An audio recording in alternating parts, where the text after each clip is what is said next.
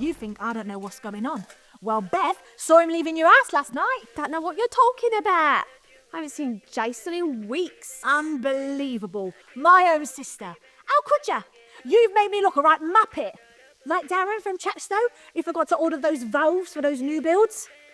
Thing is, though, if he orders those parts before 9 p.m. from BES.co.uk, they'll arrive tomorrow.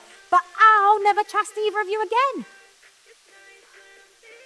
I said, if he orders those parts before 9 p.m, they'll arrive tomorrow. Your best bet's BES. Now get out of my ass!